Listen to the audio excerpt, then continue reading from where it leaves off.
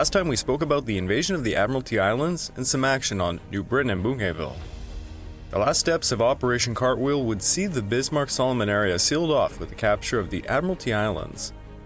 General MacArthur was yet again trying to seize the initiative and force a drive upon the Philippines. A diversionary landing was made against Momot and Los Negros that would cost 116 lives, 434 wounded by March 8th. Over on New Britain, General Rupertus began new amphibious assaults and other actions to try and cut off the retreat of the Japanese defenders. Then over on Bougainville, under immense pressure from his superiors, General Hyakutake prepared to launch his main counterattack, codenamed Operation TA. He assembled 15,000 men who would hit the American defensive perimeter to try and dislodge the enemy from the island. Yet, was this idea even feasible, or would it all end in a terrific disaster? This episode is The Battle of Imphal. Welcome back to the Pacific War Podcast week by week, and I'm your dutiful host, Ray Watson. Before we begin, I just want to remind you all that this podcast is only made possible through the efforts of Kings and Generals over at YouTube. Perhaps you want to learn a bit more about World War II? Kings and Generals is an assortment of episodes on World War II, and so much more, so go give them a look over at YouTube. So please subscribe to Kings and Generals over at YouTube and continue to help us produce this content by checking out www.patreon.com/kingsandgenerals. Hey, don't forget about our sister podcast over at The Age of Conquest, The Fall and Rise of China podcast, written and narrated by me. And if after all that you are still hungry for some more history, why don't you check out my personal channel, the Pacific War channel over at YouTube. Over there I've just released part 3 in my General Ishiwara Kanji series, this one titled The China War. That series, by the way, used to be an exclusive on my Patreon account, which can be found at www.patreon.com/thepacificwarchannel. Over there, you can find more than 14 plus and ongoing exclusive Patreon podcasts, built off subjects that my Patrons want to hear more about. Starting at just $2 a month, you get the exclusive podcasts and other goodies. Check it out. It means a lot to me. The war was not going well for the Japanese by 1944. They were on the cusp of being dislodged from the South Pacific. Rabaul and Truk were effectively neutralized, and the Americans were now making enormous strides in the Central Pacific, seen in the Gilberts and Marshall campaigns. Even within Burma, a war front the Japanese had basically been winning every battle flawlessly was now suffering defeats. The first defeats were found in the Hukuang Valley and the Arakan region. In the face of these terrible defeats, the Japanese sought an answer, and General Mutaguchi argued he had the answer. General Mutaguchi, a victor over the Singapore campaign, had wargamed the possibility of invading India, and he won the support of some of his supporters in Tokyo. His reasoning had been to brush past the British in Assam, and then to storm the gateway into the subcontinent, where hopefully the Indians would rise up to greet the Japanese as liberators. With Subhas Chandra Bose and his Indian National Army, the Japanese could rally the Indians to turn against the British. The collapse of India would be a killing blow against Britain's influence in Asia. Initially, it was also believed such a move would allow the Japanese to link up with their Axis allies in perhaps Persia. Such fantastical ideas were far-fetched even for 1942 standards, but in 1944 they were laughable. The Battle of Stalingrad and Kursk had effectively turned the Eastern Front completely around. The Germans were now fighting for their very survival. Yet, this did not at all dissuade Mutaguchi. Lieutenant General Hanaya Tadashi was placed in charge of the Arakan region. Hanaya was tasked with deceiving the British into believing the counterattack in the Arakan region was an attempt to invade India, thus dragging units out of Imphal. This operation was codenamed Hago, an intended feint to mask another operation, Yugo, to invade Imphal. To pull it off, the assault in the Arakan region was to be made massive. General Slim was forced to meet the enemy fiercely in the Arakan region. He had no choice but to pull his reserves out of Imphal.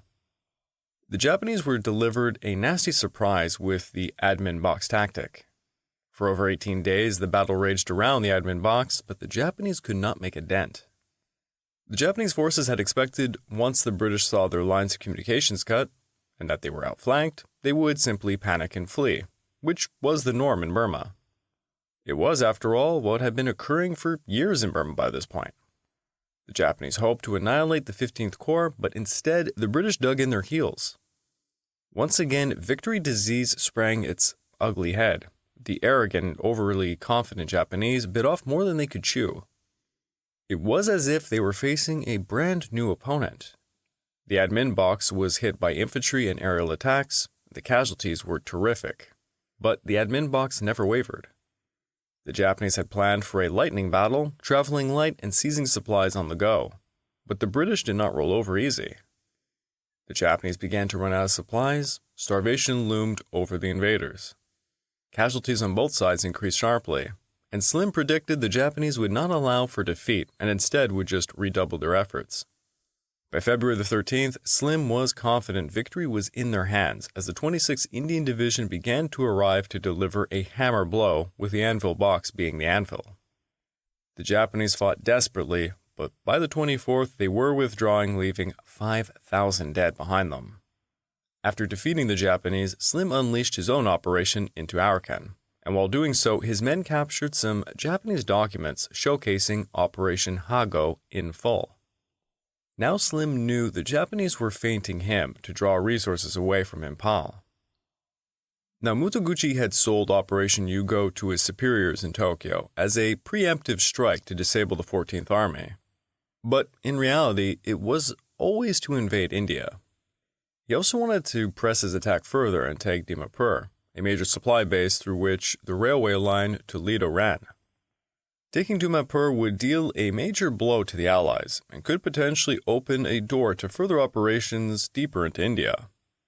Once they had broken through, the INA would rally local support, enabling them to extend the fight to the British in Assam, Bengal, and beyond.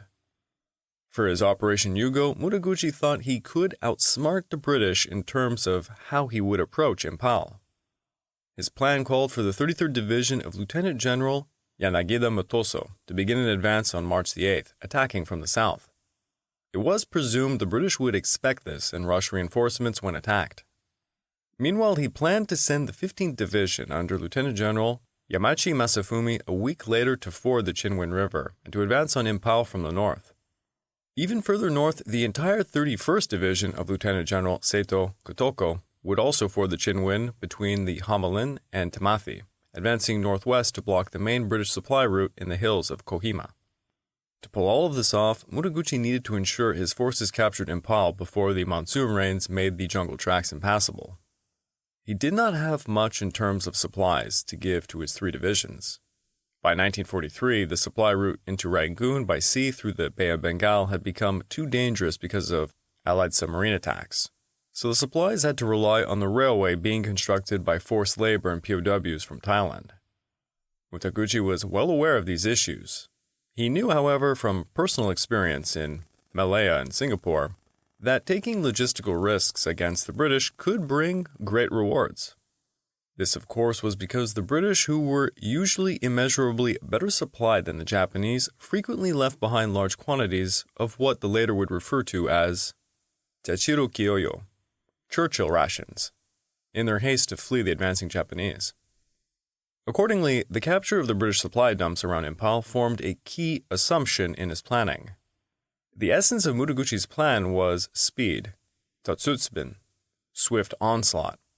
For if these vast depots were not seized as a matter of priority, the whole offensive would literally run out of fuel. He thought it would take no more than 3 weeks for his forces to fall on the British supply dumps. Without the capture of these supplies, success could not be guaranteed, but it seemed increasingly inconceivable to Mutaguchi that a decisive, overwhelming attack against Imphal would not bring with it rapid and substantial rewards. At no time was he concerned that he might not capture the vast British depots needed to fuel his advance. Imphal needed to be taken by April the 10th, or it would all fall to ruin. General Slim planned for his 14th Army to make a stand at Imphal, taking the hit on the chin, as they say, before pushing the enemy back. He needed to draw the Japanese into the Imphal Valley in a tight little circle so he could launch an effective counteroffensive. Lieutenant General Geoffrey Schoon's 4th Corps would deploy the 20th Indian Division, led by Major General Douglas Gracie, around Temmu. and the 17th Indian Light Division of Major General David Punch Cohen around Tidim. Both divisions had been aggressively carrying out patrols in the valley and along the banks of the Chinwin River. The 23rd Indian Division of Major General Overy Roberts was held in reserve at Imphal, with his 49th Brigade in the Ukhrul area to the northeast. Once Mutaguchi's offensive kicked off, Slim planned for his two southern divisions to withdraw up the Tamu Palel and Tidim roads to go on the defensive around the Imphal Valley. The two divisions would have a short and more secure line of communications and supply behind them as they forced the Japanese to extend themselves over the mountains. To counter losing the overland supply line from Kohima, Slim planned to use air supply to maintain his men during the long siege. Slim also expected Mutaguchi to send a single regiment to seize the defensiveless Kohima, not an entire division that was further tasked with pouring down into the Brahmaputra Valley. The last part would put his entire plan into jeopardy. On March the 8th, Operation Yugo was kicked off with Lieutenant General Yanagida Motoso's 33rd Division beginning their advance in 4 columns. The left column was the 215th Regiment led by Colonel Sasahara Masahiko, who advanced south of Tidim before swinging north towards the village of Singel. They would come across the large supply depot between the milestones 109 and 110 around the Tidim Road. The central column consisted of the 214th Regiment led by Colonel Sakuma Takeyoshi, advancing up the Kaba Valley to assault Tonzang. Following this column up was the Fort White Garrison Unit led by Colonel Yagishiguro. Both columns would cut off the route of withdrawal of Major General David Cohen's 17th Division and try to annihilate it. Lastly, the right column, consisting of the Yamamoto Force, was led by Major General Yamamoto Susanoro. They would be advancing north up the Kaba Valley to assault Major General Douglas Gracie's 20th Division on the Tamu Palel Road. There had been early reports from scouts that groups of Japanese soldiers were advancing west of the Tidim Road. This only sounded off the alarm bells for the 14th Corps on March the 12th, after a verified sighting report was made stating a large group of Japanese were just a few kilometers off the road at milestone 109. Consequently, Scoones ordered Cohen to withdraw, so the 17th would begin to move from Tidim on March the 14th, after laying mines and some booby traps. But it was too late, as the Japanese had already cut the Tidim Road earlier that morning, so Cohen would have to fight his way out to Imphal. That same day, Yamamoto Force had already started attacking Gracie's southern frontline positions, with a particular tank-on-tank battle developing between a troop of M3 Lee Grant tanks of the 3rd Carabiniers and some light tanks of the 14th Tank Regiment. The latter were trounced in the end, with 4 tanks destroyed and 2 captured. Meanwhile, on the 15th, Lieutenant General Yamachi Masafumi's 15th Division began fording the Chinwin River at Thongdut and Sitang, and they would descend upon Imphal from the north. Lieutenant General Seito Kotoku's 31st Division also forded the river further north at Komalin, Kauya, and Tamanthi, and they were rapidly advancing towards Kohima and Ukhrul. Just as Mutaguchi had guessed, Scoones ordered his 37th and 49th Brigades to advance to the Tidim Road to help Cohen's men. Cohen had sent his 63rd Indian Brigade to attack the 214th Regiment at Tonang and Titum. They left Imphal and Ukhrul with little protection, so Scoones decided to dispatch the newly arrived 50th Indian Parachute Brigade of Brigadier Maxwell Hope Thompson to defend Ukhrul, but he did not expect them to find a real fight. Ukhrul would only have the lightest of garrisons and no real defenses. Forces in the area comprised 2 battalions of the newly raised and partly trained 50th Indian Parachute Brigade, whose young and professional commander, the 31-year-old Brigadier Maxwell Tim Hope Thomas, had persuaded the powers that be in New Delhi to allow him to complete the training of his brigade in territory close to the enemy. At the start of March, the brigade HQ and 1 battalion had arrived at Imphal and began the leisurely process of shaking itself out in the safety of the hills northeast of the town. To this brigade was added the 4 and 5th Marathas under Lieutenant Colonel Trim. Sent into the jungle almost to fend for themselves, it was not expected that they would actually have to fight, let alone be on the receiving end of an entire Japanese divisional attack. They had little equipment, no barbed wire, and little or no experience or knowledge of the territory. On March the 16th, Scoones ordered Gracie to withdraw so the 20th Division could begin a controlled withdrawal up the Tamu-Palel Road, gradually moving into 3 defensive boxes. The first box was to be at Moret, held by the 32nd Indian Brigade. The second in the Konkang-Sibong area, held by the 80th Indian Brigade. The third was to be on the Shinam Saddle, held by the 100th Indian Brigade. Luckily for the Allies, Yamamoto had dispatched 2 of his battalions in a useless wide flanking maneuver towards Mambi and the Tamu-Palel Road. Thus, Yamamoto would lack sufficient troops to launch a full-on attack against the retreating Allied forces. Meanwhile, Hawker Hurricanes and heavy artillery bombarded as the 63rd launched a direct assault against the Titum Saddle, managing to break through the Manipur River, leaving a rearguard at the bridge. During the following days, the rearguard would repel a series of intense assaults upon the saddle by the 214th Regiment and Yanagida's Fort White Column. At the same time, the 37th Brigade was fighting against the bulk of the 215th Regiment around milestone 100. The fighting became very confused as the Japanese units became sandwiched between the Allied units, who in turn were surrounded by even more Japanese units. On March 18th, the 3rd Battalion, 215th Regiment managed to capture a supply depot between milestones 1 and 9 and 110, facing just minor resistance. Then they were forced to repel a number of counterattacks by the 48th Indian Brigade. On the 19th, Hope Thompson received some panicked reports that his battalions were seeing heavy columns of Japanese advancing on their undefended camp at Sheldon's Corner. It was the 31st Infantry of Major General Miyazaki Shigesaburo from the 58th Regiment. Hope Thompson made a last-minute call to assemble his dispersed forces at the deserted Naga village of Sangshak. His brigade, when concentrated, consisted of 1,850 men. However, as the troops dug in, they discovered to their discomfort that they were atop an ancient volcano, and the rock was impervious to their little picks. All they could dig were shallow trenches, which provided ineffective protection from Japanese artillery. Like most Naga villages at Sangshak, they were perched on a hill and had no water.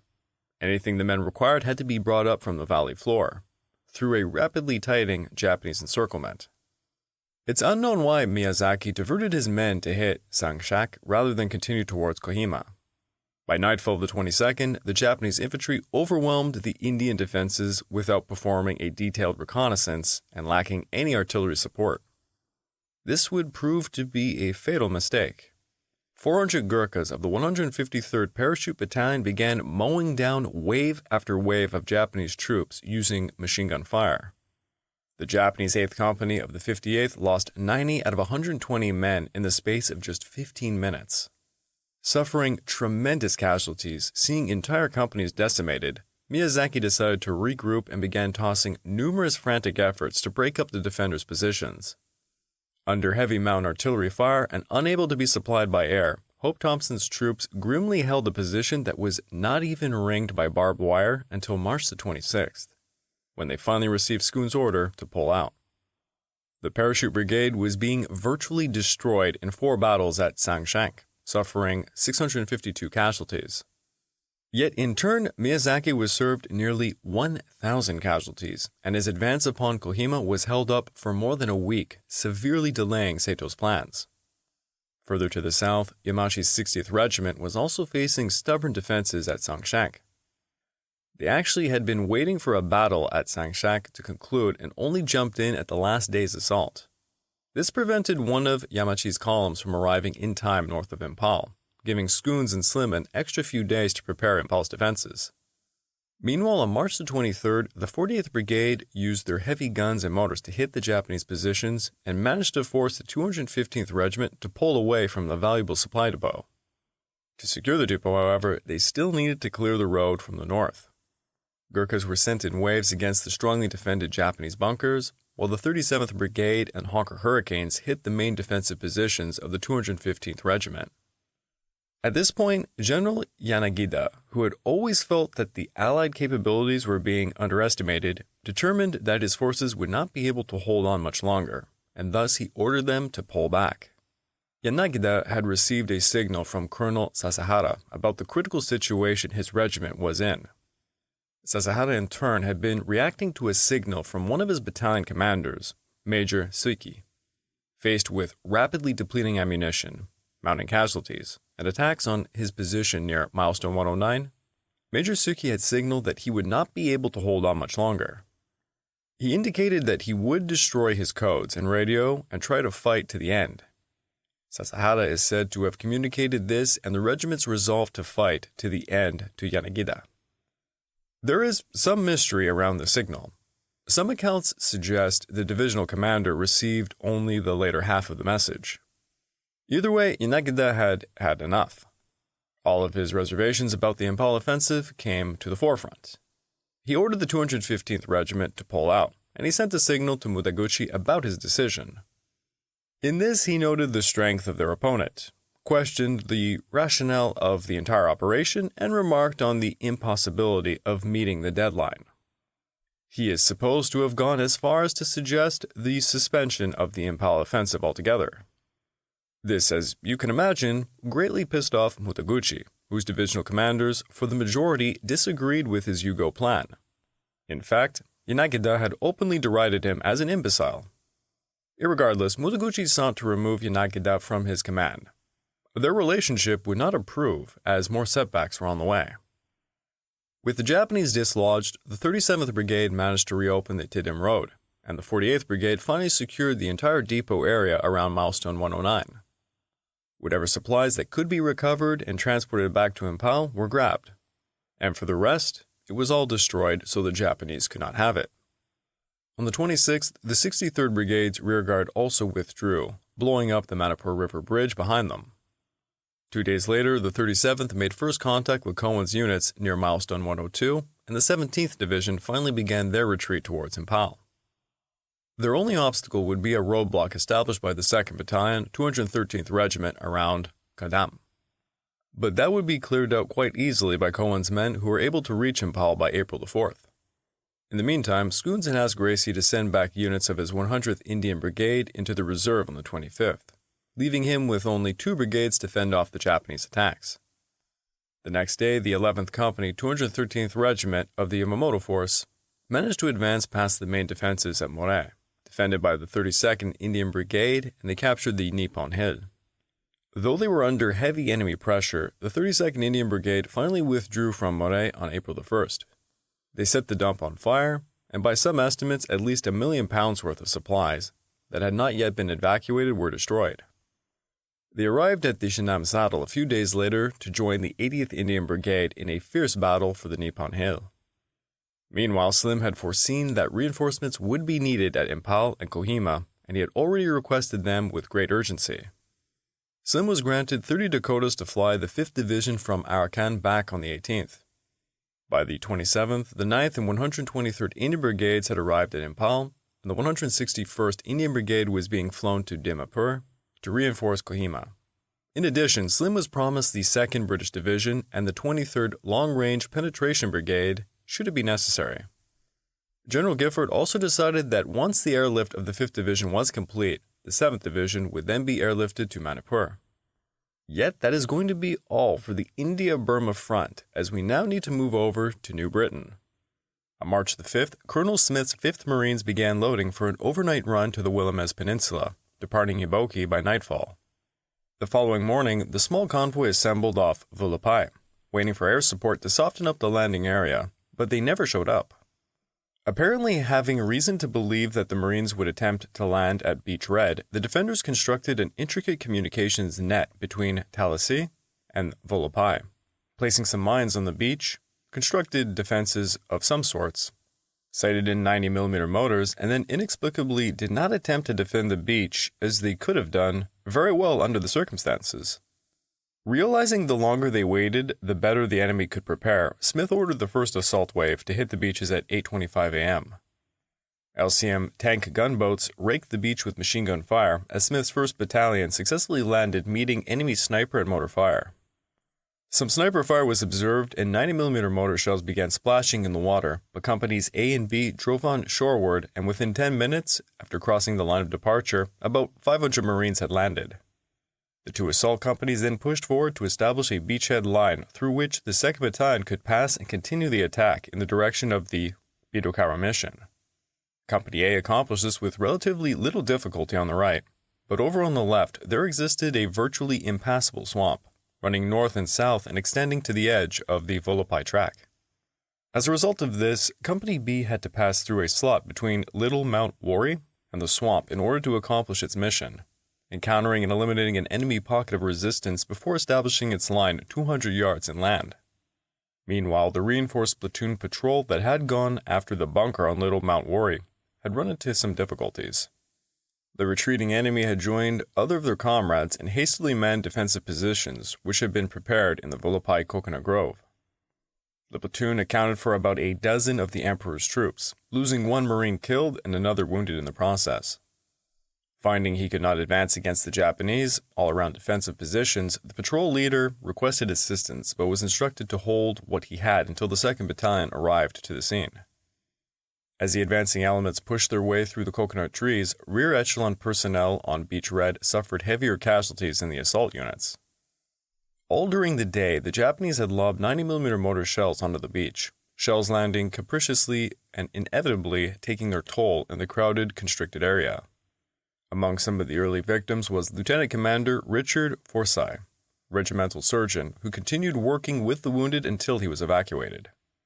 The heaviest casualties that day were recorded in the 11th Marines and among medical company personnel. Both groups had to remain on the beach, there being no other place to go. On top of that, coral reefs were delaying the LCMs from fully landing the 3rd Battalion until early afternoon.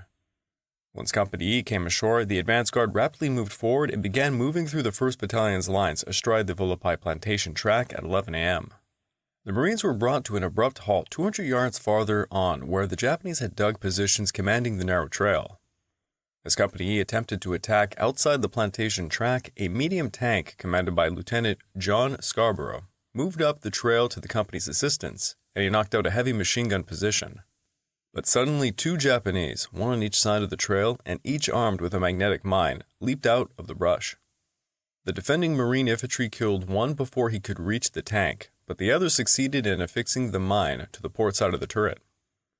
The blast that followed killed the Japanese and the Marine who was trying to stop him, as well as jamming the turret so it could not be operated, and stunned the tank crew within. Simultaneously, the rear of the turret was pierced by a missile, presumably an anti-tank grenade, which made a hole about 3/4 of an inch in diameter. Supported by 2 more tanks and mortars, Company E finally began moving towards the coconut grove, with increasing momentum during the afternoon, at the same time capturing a detailed map of a Japanese position in the Talasi Bitokara Waru area. As night approached, elements of the 2nd Battalion set up all-around defense within the coconut grove, while the 1st Battalion manned the beachhead.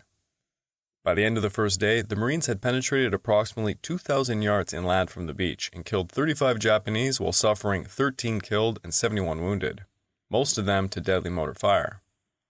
More than half of these were incurred on the beach, and the figures for the day represented more than half the total casualties the combat team would suffer between March the 6th and its departure on April the 25th. 9 of the fatalities and 29 of the wounded were with the 11th Marines alone.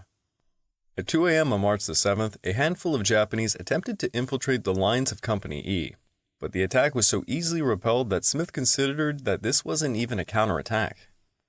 Actually, realizing that his forces were heavily outnumbered, General Sakai had ordered the defenders to leave a rearguard of about 100 men and withdraw at once towards Bola. During that morning, the 2nd Battalion advanced through the abandoned enemy positions without facing any opposition until they were stopped at Mount Schluthers, northwest slope at 11:45 a.m.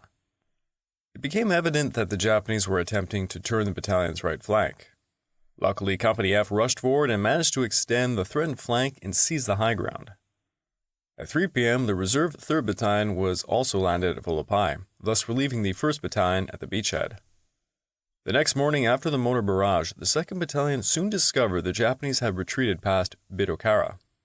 The Marines quickly captured Bitokara by 1:40 p.m., Now the Marines had dispatched scouts towards Mount Sluther and Talasi.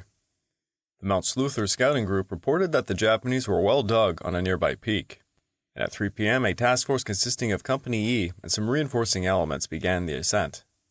A request for artillery fire on Sluther brought several rounds dangerously close to the 2nd Battalion 5th Marine CP, and the battalion's 81mm mortars promptly took over the support mission.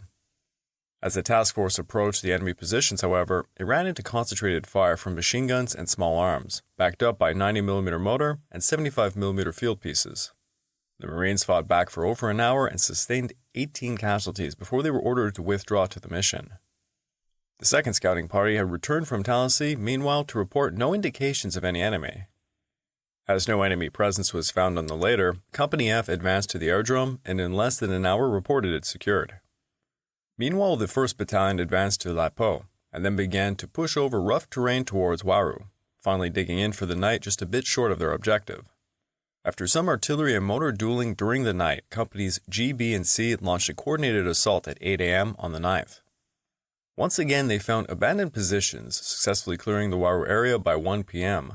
Also, a patrol was landed on Garo Island at 11:47 a.m., reporting it deserted as well. By the afternoon, Smith moved his command post to Bidukara and informed the division that Tallahassee was secure and that his forces would now concentrate on mopping up and patrolling the Willamette Peninsula. The 4-day campaign had cost the Marines 17 deaths and 114 wounded, while estimating they had killed 150 Japanese. But now, to finish off this episode, we're going to need to go over to Bougainville.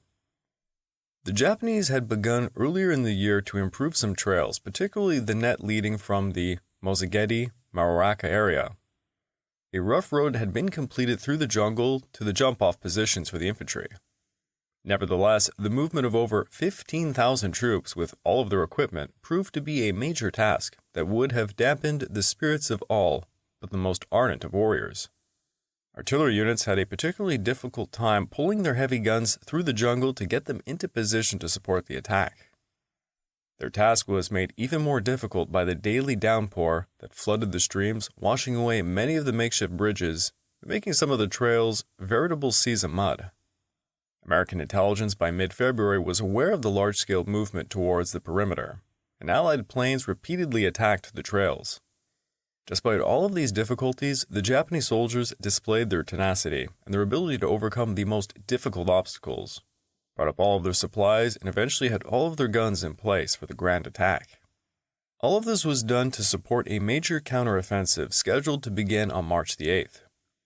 On the 7th, the Awasa unit had assembled behind Hill 1111, the Magata unit behind Mount Nampe, the Muda unit at Pico Village on the east-west trail, and the 17th Army Artillery Group commanded by Colonel Seito Harumasa in place on Hill 600. Facing them, of course, were men of the 37th American Divisions, who were on full alert in their foxholes and bunkers, waiting for the great Japanese counterattack. On the 8th, General Hayakitake's counterattack began with a heavy, albeit uncoordinated artillery bombardment. The Japanese artillery concentrated its fire on Piva Yoke, instead of the forward areas of the perimeter, which would be the main initial point of the attack. The artillery fire was delivered spasmodically and was in poor coordination despite the high vantage points from which the Japanese surveyed the central segment of the American positions.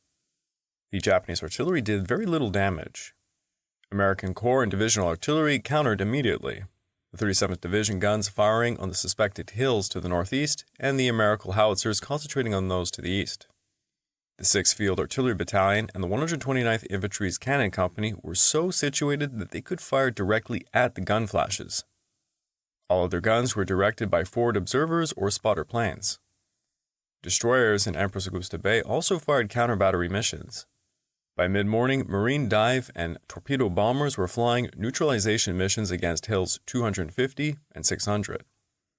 Then in the afternoon, 56 Dauntless and 36 Avengers, guided by artillery smoke shells, struck the main concentrations around Hill 1111. This all massively delayed the Japanese main assault. Only the 23rd Regiment would manage to assemble in place for the attack on Hill 700 by nightfall. Under drenching rainfall, the Japanese thus attacked the hill with some companies, yet their first assault was easily repelled by the experienced defenders. At 2:30, General Iwasa launched his main assault, sending his 2nd and 3rd Battalions, 23rd Division, against the saddle. Despite the heavy fire from the 145th Regiment, the Japanese stormed the hill en masse, screaming threats in English and even singing American songs, presumably in attempts to unnerve the defenders upon the hill. According to a historian of the 145th, "The enemy stormed the hill, clawing his way up the steep slope, yelling like a maniac, suicidally putting everything he had into a frontal attack designed to take the highest point on the hill. The 145th Infantry defending the ridge were somewhat taken aback by an enemy so unreasoning as to crawl up the 70-degree slope on all fours, rifles slung over their backs. Suffering severe losses, Iwasa's 2nd Battalion managed to blast their way through the protective wire and knock out some of the pillboxes. Through this gap, the Japanese moved onto the saddle and began to attack adjacent strongpoints, securing a penetration of the 145th's line 70 yards wide and 50 yards deep. Behind them, however, an effective artillery response would break up the attack of Iwasa's 3rd Battalion. Yet the 2nd Battalion would continue to expand this perimeter until, by 12 o'clock, they had captured 7 pillboxes and had brought up machine guns and motors with which they could put McClelland Road, the only lateral supply road for the 145th, under direct fire. Supply of the forward troops became very difficult since the 3/4-ton trucks and half-tracks could not use the road. All the supplies had to be hand-carried. Evacuation of the wounded also became quite difficult and dangerous. Japanese machine guns on the crest of the hill were able to cover the ridge with accurate and deadly grazing fire. They had placed other machine guns in trees on the spur of the hill, about 100 yards to the rear of the ground-emplaced weapons, which could sweep the entire front.